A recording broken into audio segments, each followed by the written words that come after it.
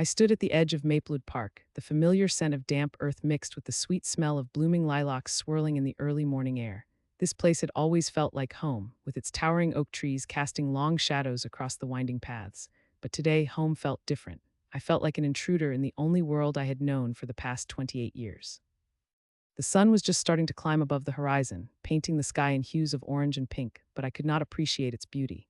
Ever since that fateful day 6 months ago, when everything I held dear had been ripped away from me, my heart had turned cold. My best friend Sarah had betrayed me, and now all I could feel was a simmering rage bubbling just beneath the surface. I can still hear her laughter, so light and airy, echoing in my mind.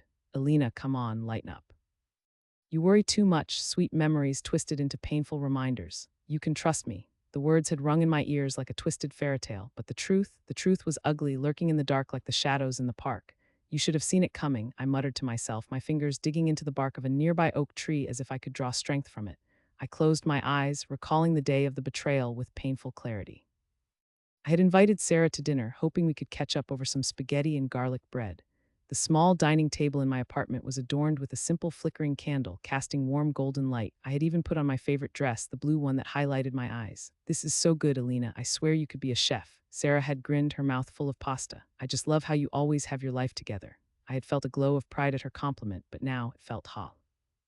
I replayed the moment when I had finally asked her about the whispers I had been hearing in our social circle. You know, Sarah, I began, the worry seeping into my voice. Some people are saying things about you, about us. I just want to make sure everything's okay between us. Oh, the irony. She was the very source of those whispers. Alina, you worry too much, she had replied, brushing off my concerns with a wave of her hand, and it was then that she dropped the bombshell. I think it is time you knew, though. I have been seeing David. The air had turned thick, heavy with betrayal, and the warmth of the candlelight felt like ice on my skin. David, the man I had thought was my forever. I had looked at her in disbelief, waiting for laughter to follow her words, but there were none, just the stark reality crashing down. The sound of my heart shattering echoed in my ears as she continued to explain. It just happened, one night after a party, and, well, we connected. My mind had raced, twisting with emotions I could barely understand, but mostly it coursed with raw fury. I felt betrayed, not just as a friend, but as a sister. How could you do this to me? I had shouted, anger spilling out uncontrollably. I thought you were my friend, she had flinched, cringing as if my words were physical blows. I am, and I never meant for it to go this far, she had pleaded, tears streaming down her cheeks, painting her face with regret. But it was too late for tears. I turned away, the pain becoming a raging fire in my chest. Get out, just leave, I had whispered, my voice barely audible but laced with venom. The door had slammed behind her, the sound ringing in my ears louder than my heartbreak. Even now, I could remember the sting of those words like daggers to my heart. A half-hearted apology would never be enough to mend what was broken.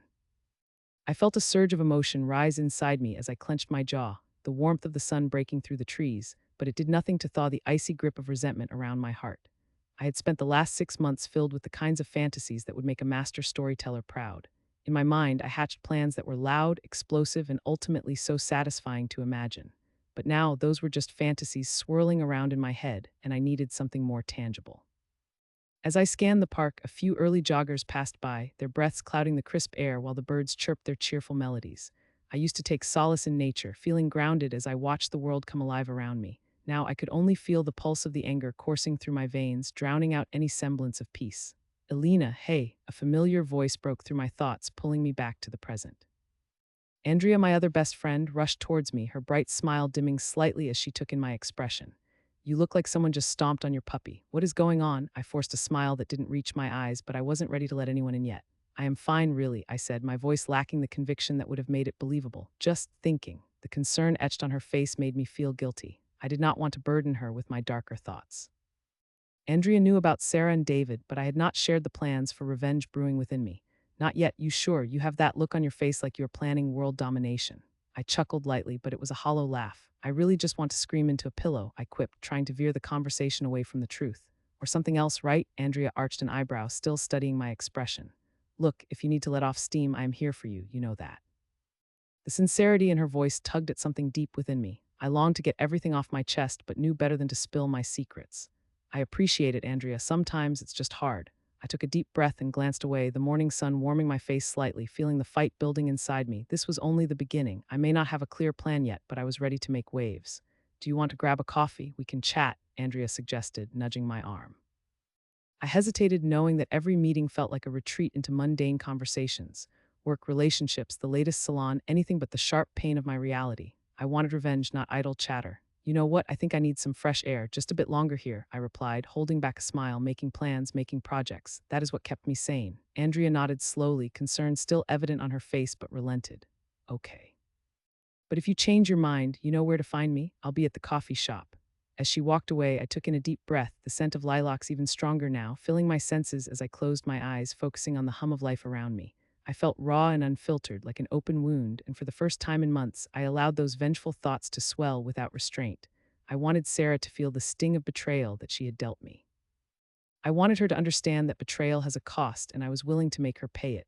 The gears of my mind began to turn. She may have broken my heart, but I could break what she held dear. I opened my eyes, the sun fully lit in the sky, illuminating a path filled with purpose and fury. Today was a Category 5 storm brewing within me. It was finally time to move forward on the path of revenge. I took a step away from the park, my heart racing as I began to map out my plan in my head. Knowing that the calm before this storm would soon turn to chaos, I drove past the familiar streets of Maplewood, those same roads I had walked countless times as a child, their memories both warm and searing. The evening sun cast a golden hue over everything, turning the mundane into a dreamscape. That same sun, however, felt more like a spotlight on my shame and fury. I parked my car in front of Myra's bakery, the comfort of its sugary smells wafting through the air, yet I couldn't bring myself to step inside. The memories collided, swirling in my head like autumn leaves caught in a gust of wind. Myra had always been so kind, so motherly, back when I was trying to navigate a world filled with harsh realities. But now it felt tainted, a reminder that kindness could also hide betrayal. I sat in the car for a moment longer, fingers drumming against the steering wheel, heart racing. Get a grip, Alina, I muttered to myself and got out of the car. The bell tinkled as I stepped inside the bakery, and for a brief moment, the smell of chocolate and fresh bread wrapped around me like a warm blanket. It made my mouth water and pulled me back to happier times. Myra stood behind the counter, her hair a cascade of silver that caught the light and her face soft with laughter lines. Alina. It has been ages, how are you? She exclaimed, her voice thick with genuine warmth. I'm all right, I replied, forcing a smile. Just busy with work, you know how it is. Oh dear, always the workaholic. You should come around more often. You know I have some new recipes that are to die for. She lifted a tray with pastries that looked like little clouds of sweetness. Perfect for a warm day like today, she said, her eyes sparkling in the sunshine filtering through the window. I glanced at the pastries, a war raging inside me. I wanted to take one to enjoy that bit of comfort, but my mind turned dark.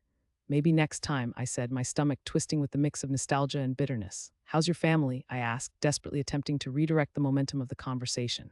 Oh, they are good. Your parents still live around here, right? She replied. My heart sank. Every mention of my family had the potential to open wounds I was not ready to dissect.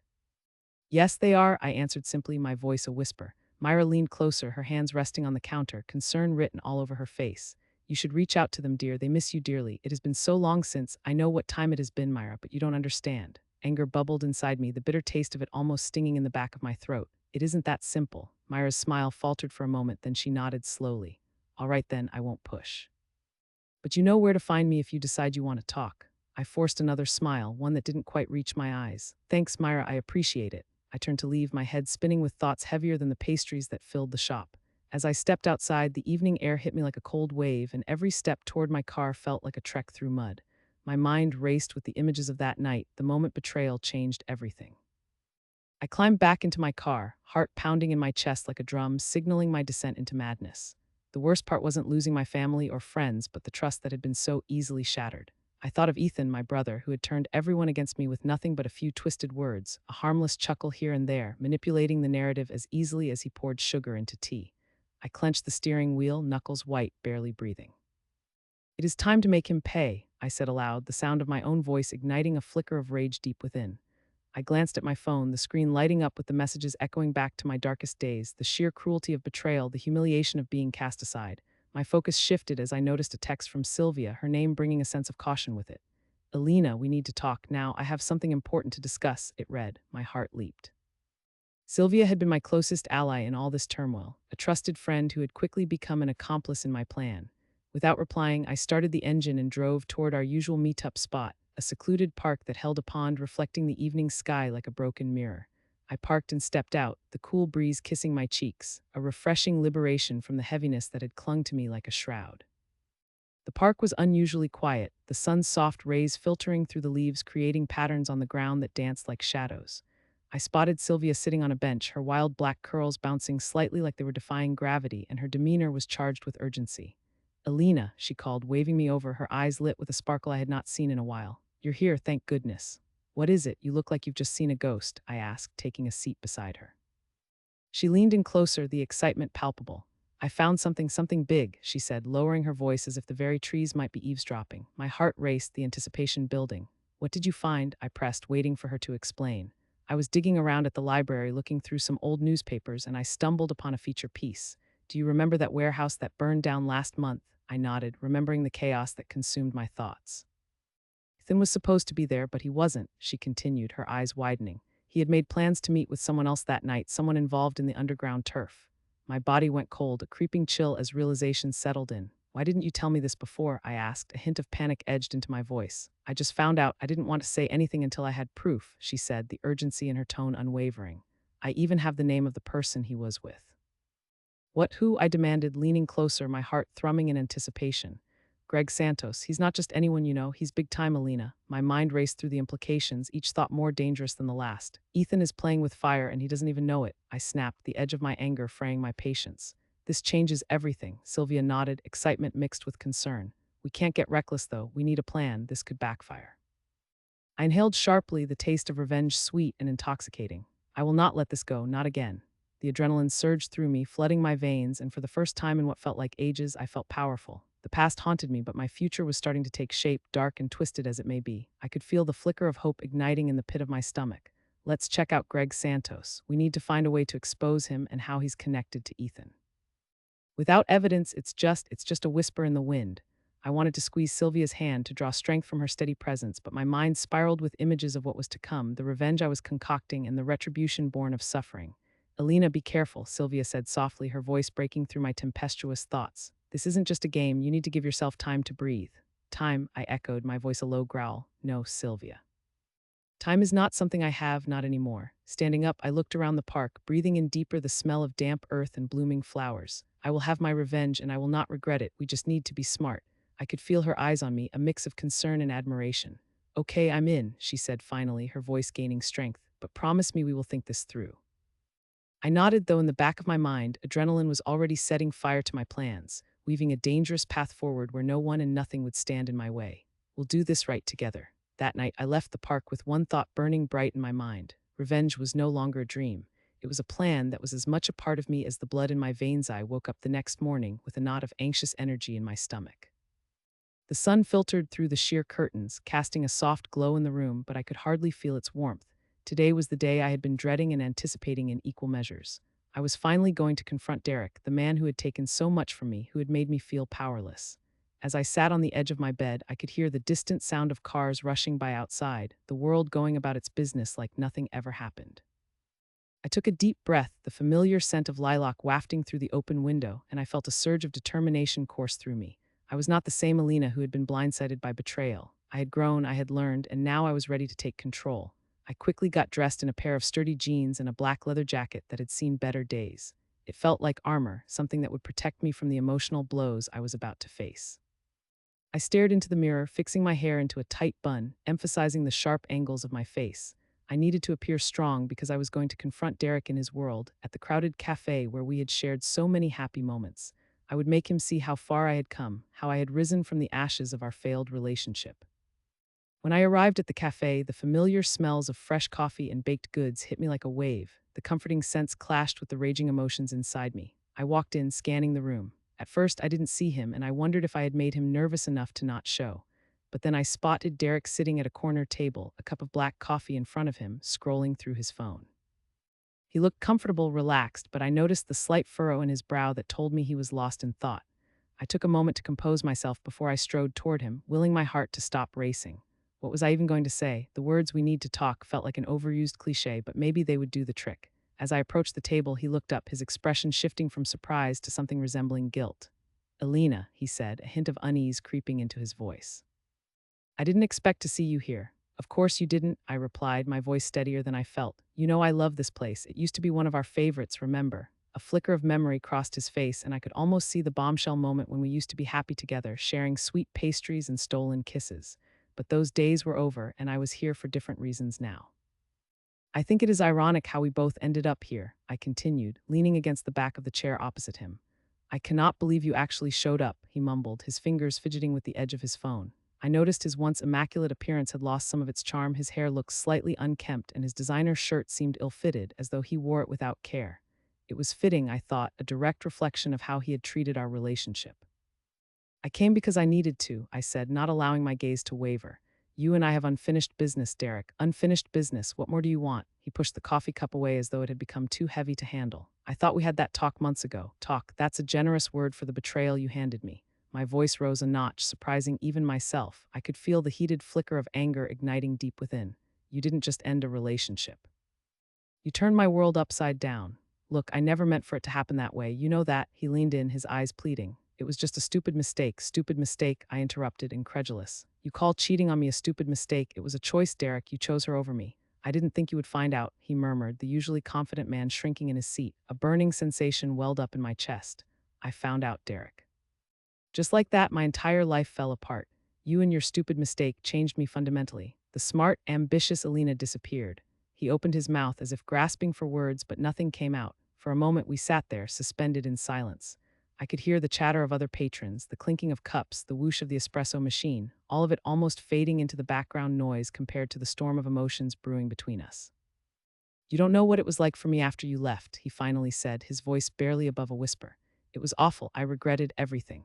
Regretted what? Losing me, regretting how you hurt me, or regretting that you got caught, I pressed, my heart pounding as adrenaline fueled my anger. Honestly, all of it. I'm really sorry, Alina. I know I hurt you, he admitted, his eyes suddenly swimming with genuine sorrow, but I couldn't afford to feel pity.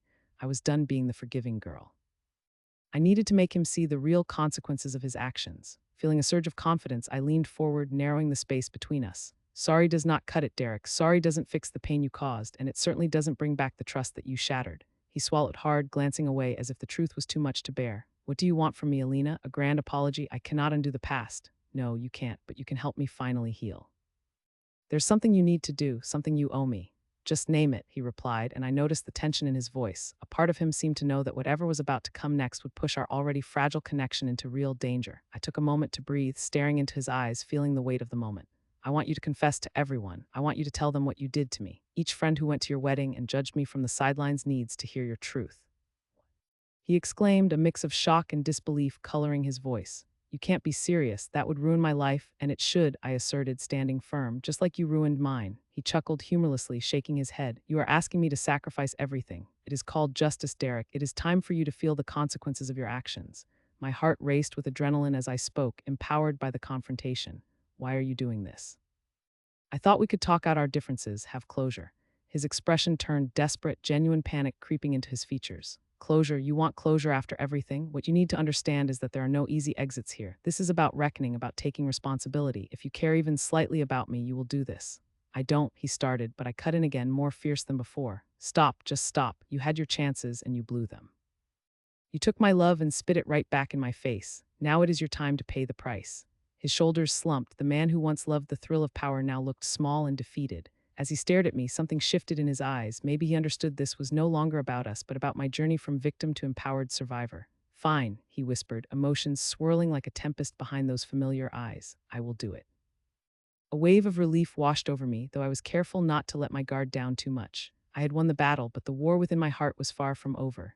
Just remember, Derek, this is your chance for redemption. Don't screw it up, I said, my voice steady now, smelling the victory in the air. His agreement hung in the space between us, heavy as I stood up from the table. As I turned to leave, I could feel the weight of injustice lifting just a little, the inside of me glowing as if the sun lighting me was matching the new fire within. This was not just about revenge anymore. It was about reclaiming my worth, sending a message that I was not to be trifled with, and in doing so, finding a piece of Alina I thought I had lost forever.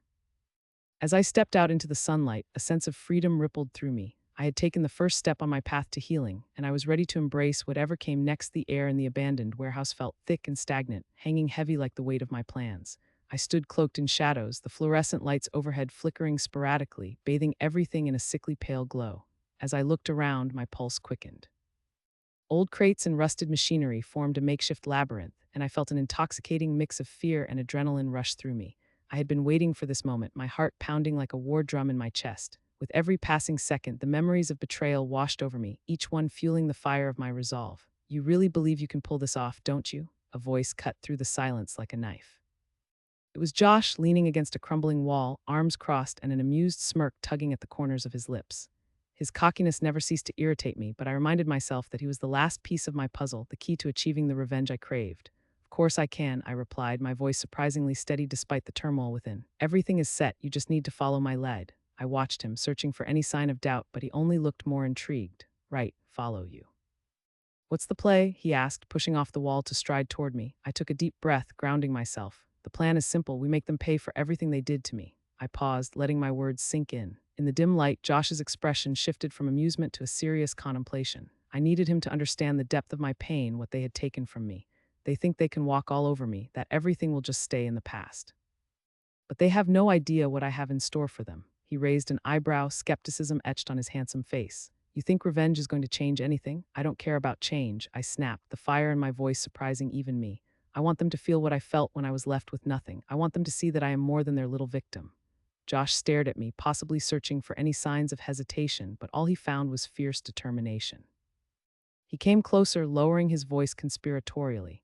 Okay, I'm in, but it's gonna get messy, Alina. You sure about this? The intensity of his gaze sent a shiver down my spine, but I squared my shoulders. I've never been more sure about anything in my life. They deserve this. I deserve this. When I see their faces, I want them to know they brought this on themselves. Them and who exactly? He asked, his tone lighter, perhaps trying to ease the tension blooming between us.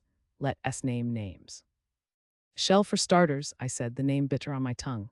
That cheating backstabber who thought she could take everything from me and just walk away. Then there's Brad, the one who stood by and laughed as I fell apart. And let's not forget Derek, the so-called friend who turned his back when I needed him most. With every name I spoke, I felt a thrill of power course through me. It was strange, addictive even, to reclaim my narrative. I continued. They think I'll always be that scared girl they can bully. Done being scared. And how do we deliver this ultimate payback? Josh leaned forward, his interest peaked, glinting mischief sparking in his eyes. I smiled, a real smile that felt foreign but liberating. I have something lined up. There's a gala happening next week, one they cannot miss. I'll make sure they are all there together, and that's when everything will come to head. A gala, he repeated, amusement creeping back into his voice. You think a fancy party is the best setting for revenge? What are you gonna do? Spill red wine on them? More like dousing them in truths they can't escape from, I said, feeling the thrill of the plan sending a rush through my veins. They will be forced to confront everything they did in public, and I'll make sure everyone sees. Josh chuckled, shaking his head. You're ruthless, you know that, but I like it. How do you plan to pull this off? I'm guessing you want more than just a few insults thrown in their direction. I nodded, a spark in my chest igniting. I'm going to expose them for who they really are. I have evidence that will ruin their carefully curated reputations. Pictures, files, everything I need, and I will reveal it all at the gala, right when everyone is watching. Josh's brows shot up in surprise. You've done your homework, huh? This is way more than I expected. He paused, a shadow of seriousness creeping into his features. But Alina, what if they retaliate? What if they come for you? This is a risk I'm willing to take. I need them to see that their actions have consequences. I felt the words reverberate within me, a mantra I had rehearsed over and over. And this time I'm not doing this alone, I have you. A wide grin broke out across his face and I couldn't help but smile back, feeling a strange sense of camaraderie with him. So what's the first step in this grand plan of yours? First, I said, fixing my eyes on him, determined, we get our hands on everything I've gathered. I need to sort through everything before it goes public. If we can create a presentation, something flashy that will draw their eyes, we will have them exactly where we want them. Count me in, Josh said, cracking his knuckles. I don't mind a little flair, let's make this hurt. Just promise me one thing. My tone shifted, seriousness settling like a shadow between us. If things get out of hand, I want you to pull the plug. I can't let my emotions lead me astray. I have to keep a cool head for this. His smile faded slightly, replaced by a solemn nod. I promise I'll make sure everything keeps running smoothly, but just know you're not alone in this. I'm right here with you. In that moment, I felt a warmth spread through my chest. I had been so alone for such a long time, but now with a partner by my side, the weight of my revenge didn't seem so heavy. We were in this together, ready to take on the world and show those who had wronged me that I was not just a fleeting memory, a nameless face in their past. I was a force to be reckoned with. With a burst of energy, I gestured toward the stacks of boxes in the shadows. All right, let's get to work. I have everything organized, but I need your help to set it up. We'll make it look professional, something they will never forget. Lead the way, boss. He threw a mock salute, and I couldn't help but laugh, the sound echoing off the warehouse walls. It felt good to laugh, to feel hope stirring within me once more. Maybe, just maybe, I could emerge from the darkness that had consumed me for so long. Maybe revenge could finally bring me the peace I craved, the closure that had eluded me since the treachery first struck. As we began sorting through the accumulated evidence, each paper felt like a step closer to justice. I reveled in the anticipation that hung in the air, a heady mixture of fear and excitement. My heart raced at the thought of what was to come, how I would finally face them unflinching and powerful. I was ready, ready to take back my story, ready to rise from the ashes of betrayal and reclaim everything they had once stripped away. The plan was in motion, and nothing could hold me back now the moon hung low in the sky, casting silver beams through my bedroom window, illuminating the scattered plans I had crafted for months. Each piece of paper was filled with meticulous details, sketches of places I intended to confront, names I would not forget, and a timeline leading straight to my revenge. As I took a deep breath, the scent of lavender from my oil diffuser mixed with the sharp, raw undertone of determination that filled the air around me. Tonight was the night I would finally put my plan into action. I had waited long enough, letting rage simmer inside me, and tonight felt like the perfect release. Leaning over my small desk, I pulled out a photograph of Nate, his arrogant smile frozen in time. It was the same smile he had worn the night he betrayed me, the night that had unraveled my life. I could still remember that evening vividly, the way the laughter had echoed in our small apartment, sounding so innocent, so full of life. How had I been so blind? You thought you could just walk away, didn't you, Nate? I whispered to the picture, feeling a mixture of anger and relief that propelled me forward. I rubbed my temples, recalling the conversations that had led me to this moment. Alina, it's just business, he had said, brushing aside my concerns, pretending he understood the pain my heart was experiencing. This has nothing to do with you. The memory of his dismissal felt like a jagged knife twisting deeper into a wound that had never really healed. But tonight, all those years of agony and sleepless nights would culminate in a plan that would shake him to his core. I pulled on my black leather jacket, slipping into it like armor against the world. Each zip of the jacket felt like a promise I was making to myself.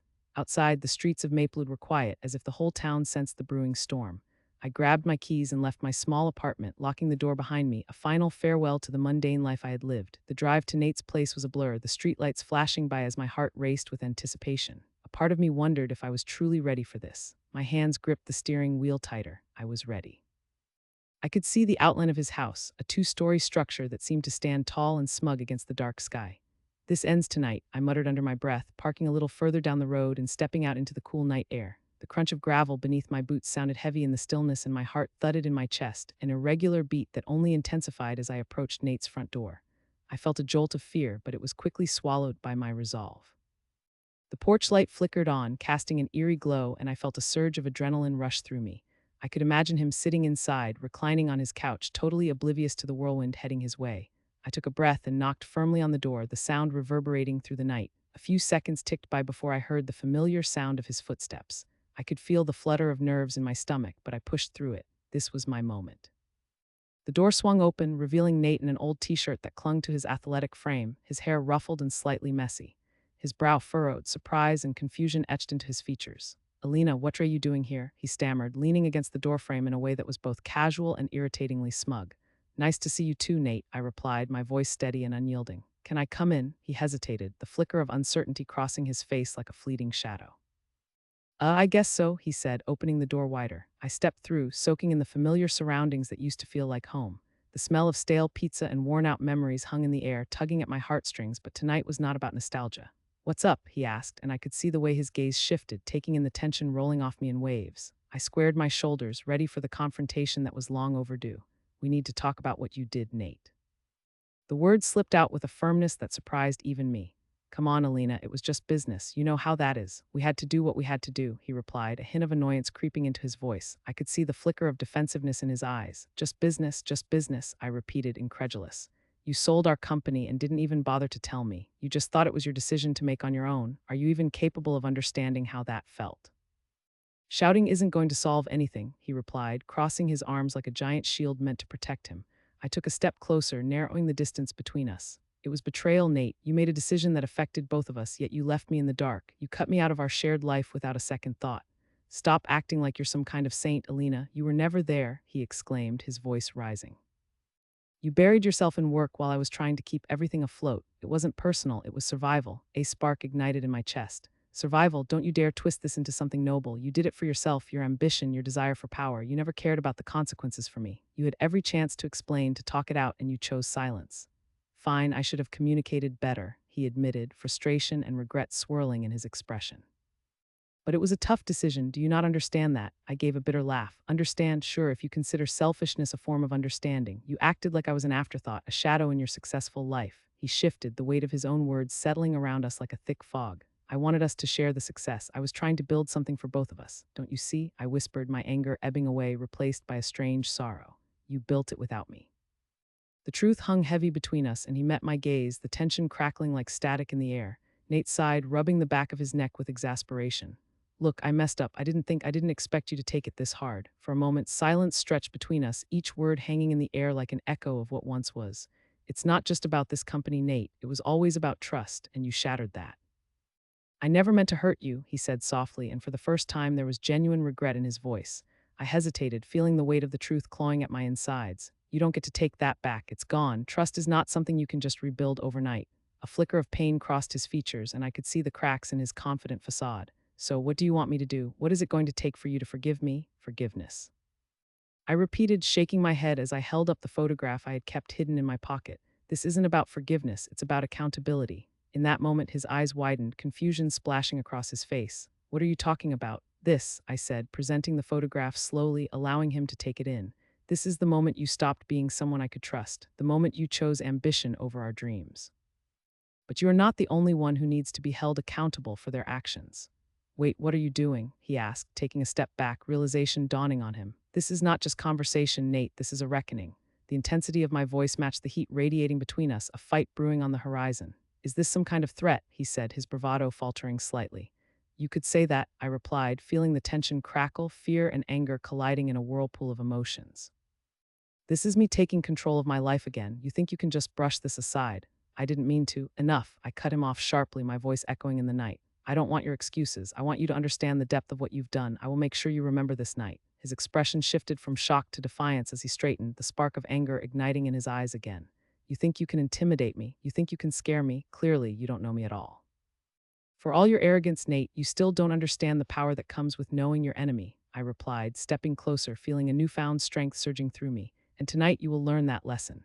The silence that followed was deafening, raw with unspoken tension. Both of us stood there, staring each other down in a silent battle of wills. I could feel my heart racing, my mind racing faster, each second drawing me deeper into the catharsis of revenge that lay ahead. Remember this night, I said one last time as I turned to leave. And when you think of all the decisions you made, remember that I stood here ready to fight, ready to take back what was stolen from me. And as I walked away, the heady mixture of relief and vengeance surged through me, filling the cracks Nate had left in me with a strength that promised impossible things.